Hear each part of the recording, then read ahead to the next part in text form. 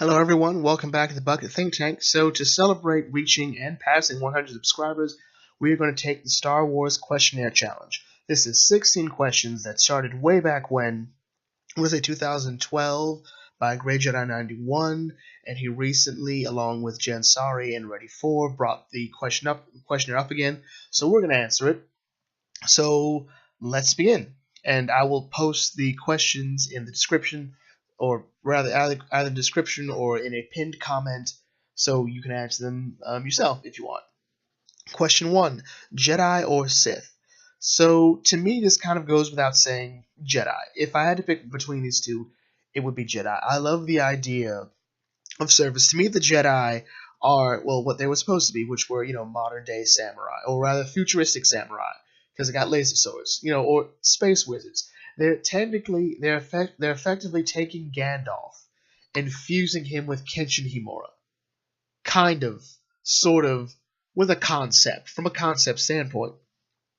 So the idea that they've got this power and these abilities, and despite all they could do with it, their ultimate goal is we're going to help ensure peace and justice in the galaxy, and sometimes we'll side with the Republic, or hopefully whatever good governing bodies out there, the Galactic Alliance, and we'll do that job there. Sometimes we'll just say, we're going to do it our way, and we're just going to hang out over here. We're not going to break we're not going to break any laws. We're just going to come out and help. With the Sith, Sith dogma sort of works in a lot of ways. The Sith teach you to follow your passions, and depending on which era that's in, that's really great. But the problem is, Sith teaching sort of teaches everyone that, they're effectively perfect the way they are, should follow their passions. They want power, they should get power. They want love, they should go get love. And this leads to a lot of infighting. Like, the best Sith is the one that hangs out, far away from the rest of the Sith Order. They're crazy over there. Every time you turn around in the Sith Order, you're probably going to be killed by another Sith. That's how messed up the Sith Order is. In pretty much most eras. There's this horrible, horrible mortality rate. The Jedi may all die at once, or mostly all die at once. And that's another problem with the Sith. They never get all the Jedi. Just depressing. Just so depressing. And they always miss the quality ones. I don't know. Question 2, favorite worlds. And for this video there were 3. So I picked Coruscant, Naboo, and Yavin 4. So I picked Coruscant because it's sort of, to me, like Gotham City on a planetary level. There's so much going on, whether it's from a political standpoint, a financial standpoint, a crime wave standpoint.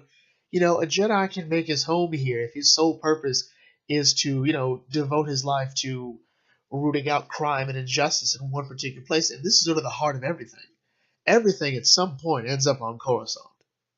It's just sort of a really cool story potential. And I mean, that's one of the reasons why the Jedi Temple in the prequels is on Coruscant. And why it's always on Coruscant. Naboo I picked because Naboo, it has this sort of nice, it reminds me of Makanu from Dot Hack. This sort of the idea, it's not sort of like Roman-inspired, near the water, probably has some cool libraries, and it's just a really, it looks like the perfect place to have a summer home. You just nice little place, it can have nice little out of the way places, really secluded, lots of sand to keep Darth Vader away, enough room to also have a huge epic fight in case someone does find you, whatever. And Yavin 4 I picked because of, well, its history. The Sith have been there, the Mur Talisman's been there, it was a rebel outpost for a bit, and then we had Luke's Jedi Academy was there, so it's just a really awesome nerd place to be. There's a story for everyone there. Question 3, lightsaber types, colors, and style. So this one was a bit tricky for me. So for lightsaber type, I would go with a standard lightsaber, paired with a Shoto short sword lightsaber. The standard would be green, the Shoto would be yellow. Nice little Sprite theme there. I love Sprite. And they would both be in the style of Obi-Wan Kenobi's lightsaber, primarily because I found out that, one of the reasons Kenobi's lightsaber is designed for field maintenance. So if something happens to it, he can usually take it apart and put it back together, with the least amount of effort. And I love that because I always feel that I'm going to horribly mess up a lightsaber. Like, I'm gonna bang it against something while walking. Like, I'm just gonna bump into a wall. Like, hang on, it's on the fritz. Hang on, and just go from there. Style. Now, this one was a bit tricky. For me, my lightsaber style would be um, Niman, but the core would be a hybridization, to some extent, of Makashi, Sarisu, and Ataru. So the reason I did this was because Makashi is the dueling-centric lightsaber form, and you should always keep your dueling skills up. I mean, that was one of the advantages Dooku had over so many of his other former Jedi allies.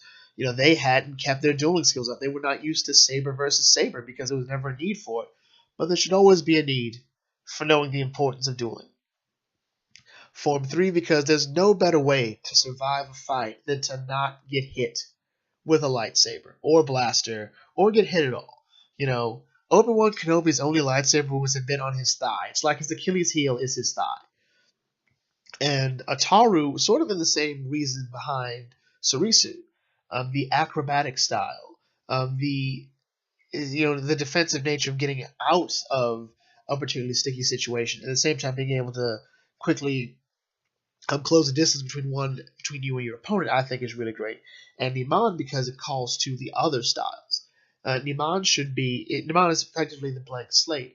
It is something in which you can hybridize all other forms together, but you need that key root, that key strong point for your lightsaber style, especially if you're going to use Niman. Because, yeah, being good at everything but great at nothing is kind of how you die. It kind of is. Be good at something, kids. Be good at something. Don't just be good. Be great. Be great at least one thing. Question 4, favorite species. So, originally I didn't pay a lot of attention to this question. I don't usually care about different species in Star Wars, but the more you get into Star Wars, the harder it is to ignore all these really fun species. Like, even humans.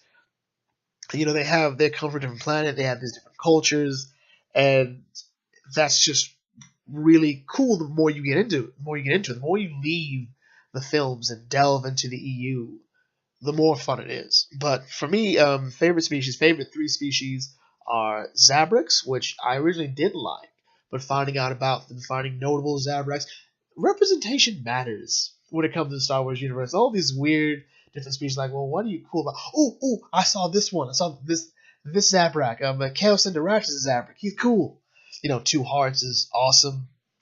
Twi'leks, because the women are so pretty, and they just look really cool. Like how they do the Leku, like how males and females handle the Leku when it's not really gross, is I always think some of the really fun things about how the Leku work. You know, it's just cool, really. They look more cool the more you look at them. And finally, I was going to say Togruitans, but now I like Nautilans, primarily because of Kit Fisto and the octopus growing out of the back of his head, like the little Cthulhu growing out of the back of Kit Fisto's head. I find it awesome. And again, Kit Fisto did a great job of, making you take an interest in him and his species.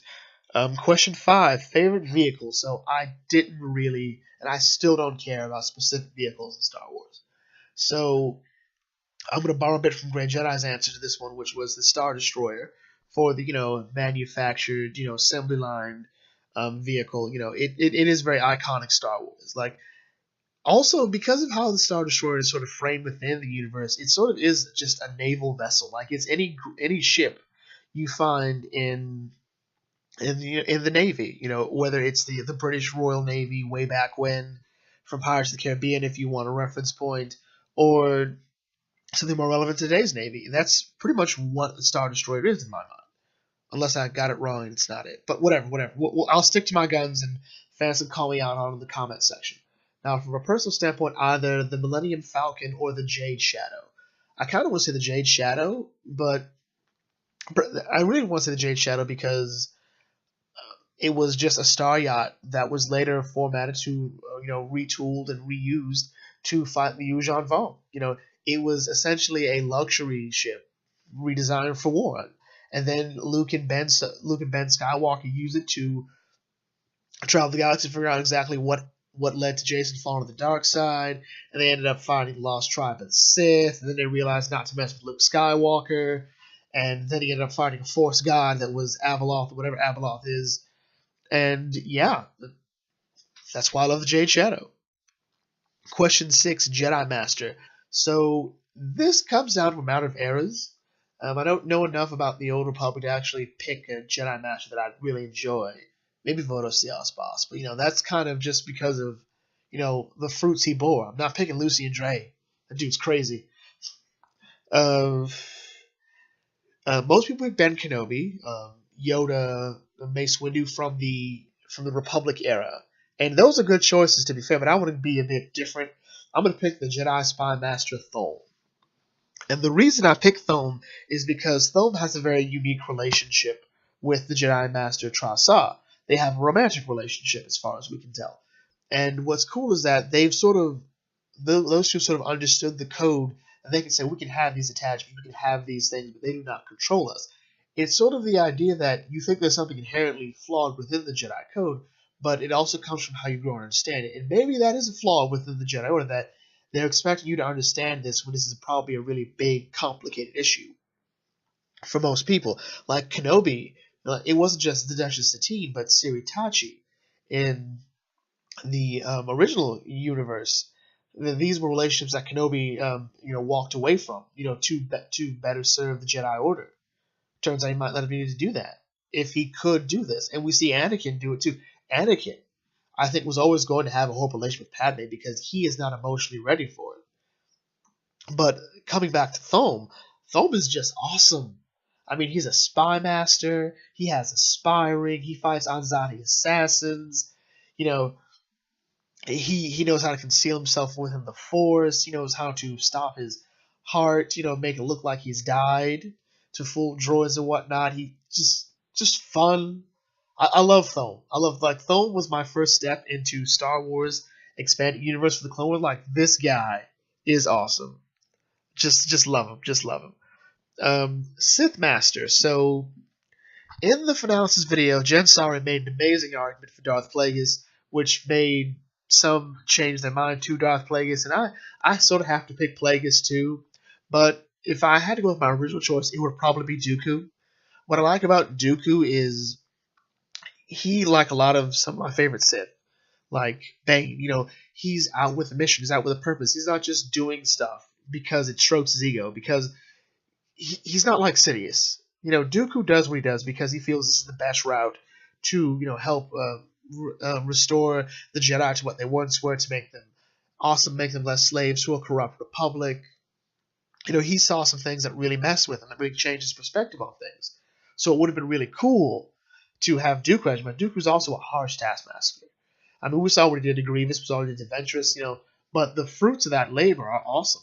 The Force abilities, the lightsaber combat. You don't want to use Moxie, fine, but you're going to learn how to duel. You're going to learn that would sort of be like Dooku's own little personal teaching. Like, no, one lightsaber. One. All right. Question 9. Question number 8, Sith Name. So I don't really put a lot of thought into Sith names.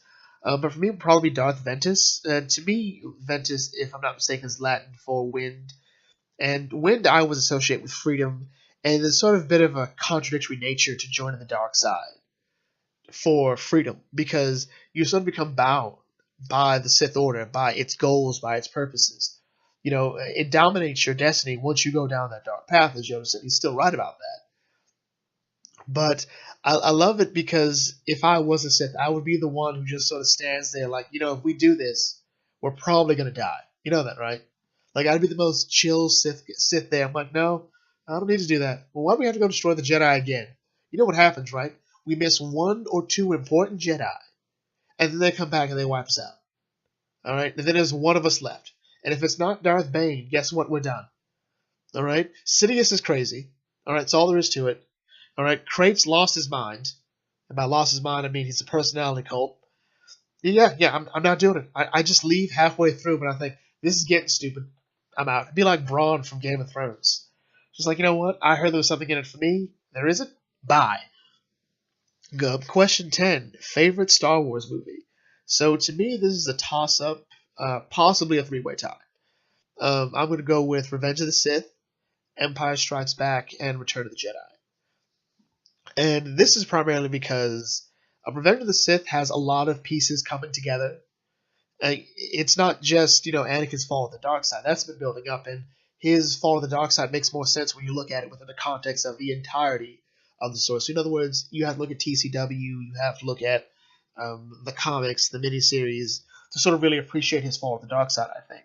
But everyone's doing something for Revenge of the Sith, and that's what I really like about it. There's a lightsaber duel like every 10 minutes. Love it. Empire Strikes Back goes without saying. It's still the best moment of learning to use the Force, of the great training story. Return of the Jedi, because of how much it did for Luke's character. Like, we saw him effectively just undergo this amazing metamorphosis from Empire Strikes Back. And we see him do the impossible. And it's also made better by The Last Jedi, which comes to my least favorite Star Wars movie, which is Question 10, The Last Jedi. And not just because it undermines Luke Skywalker, but also just seems sort of pointless. Like, it felt very draining, because at the end of the day, we still feel like we just rehashed another Star Wars movie, but then we put a twist on it because we've killed the Master twice. Well, we've killed the Help twice. We killed Han Solo in The Force Awakens, and then we killed Luke Skywalker off in The Last Jedi, and it'll probably be a Force Ghost, but it just feels sort of hollow, because this is sort of one of the complaints I have about Frozen is that you're trying to say you're different, but I don't think you are that different. And anytime you do feel different, it doesn't feel interesting, or at the very least good. And that's all I'm going to say about that. Question 11. What would my own Star Wars novel be about? So I kind of want a novel about I want a Count Dooku autobiography. I want Dooku's life story told from his perspective. And, whether it's someone finding a holocron or a handwritten journal, I want to hear Dooku's life story from it. I want to hear his life through his eyes. Or at the very least, something along the lines of the Plagueis novel, the Tarkin novel. Just something. I want James Luke. Yeah, you know what? I just want the same guy to write that. Yeah, whatever. And I want to write the EU version of the death of Luke Skywalker. I think that was always a sort of question, like, what could kill Luke Skywalker in the EU? Because the dude's OP is all creation. But at the same time, he does die. We know in Legacy of the Force comics, we do know that, well, just Legacy comics, that, he did die, he became a Force ghost, and he's, educating his descendant, Cade Skywalker, into, getting his life together. And to me, the question is, like, what killed him? Would it be a huge battle with the Sith? No, feels a bit too on the nose. Would it be he died peacefully in his sleep? Sort of echoing Yoda, I don't think so. Or maybe not even his death, but the last great Luke Skywalker story before his death, I think would have been interesting. Does Luke hit like a low point in his life because he can't figure out, exactly something has happened, and he gets back on his feet raising Rey? Or, I'd write my own version of The Last Jedi, whatever. And I'd include a lot of fun things like fleshing out the Luke's grief over the loss of his students at the Academy, Kylo Ren's life at Luke's Academy, all sorts of things. We don't have to really overhype Rey's character to say, like, well, you were created by the cosmos, or you were chosen by the cosmos. Like, no, she's just a girl with the Force, and her problem is she can't really control it consistently, and we go from there. Whatever, or something along those lines. But definitely, I would love the Dooku autobiography, or like a last great EU Luke Skywalker story. Question 12, a favorite soundtrack. So I don't really put a lot of thought into movie soundtracks unless, they're songs. Orchestrations are totally different in my opinion, primarily because I think they just are. For me, my favorite bit of music from Star Wars, all of Star Wars, is the Jedi Rock song from the Max Rebo Band in Return of the Jedi. And yeah, that sounds sacrilege, but to me, it just sort of turns all of Star Wars on its head. Like, after 6 movies, or at very least 3 going by the original trilogy, or 2 after the original trilogy, you sort of think you understand Star Wars. And then we get to this, and it's like, we didn't understand anything. And it's just fun, in my opinion. Showing you exactly how Jabba runs his palace, exactly how music works. It sort of adds more layers to this universe that, oh yeah, there's music here. Not just, Ewoks banging on drums. Like, no. Bands, groups, performers, backup dancers, this just feels, I think, a bit more natural to the universe, at least in my opinion. But overall, anything with Duel of Fates in it, I usually just enjoy. Question number 13. Do I collect figures? No, I really don't. Sometimes now and then, a friend or family member will hand me some Star Wars figures. My sister a while back got me the 3 p.m. with a red arm thing because whatever. I do plan to get a lightsaber at some point. Question 14. Best thing about the EU. So I love how vast the EU is. We'll answer this in two parts: the Disney EU and the current EU, or the old EU, the Legends EU. So the best thing about the Disney EU is Kanan Jarrus. I'm just gonna say it right now. Kanan Jarrus was a really strong step forward for the Disney canon.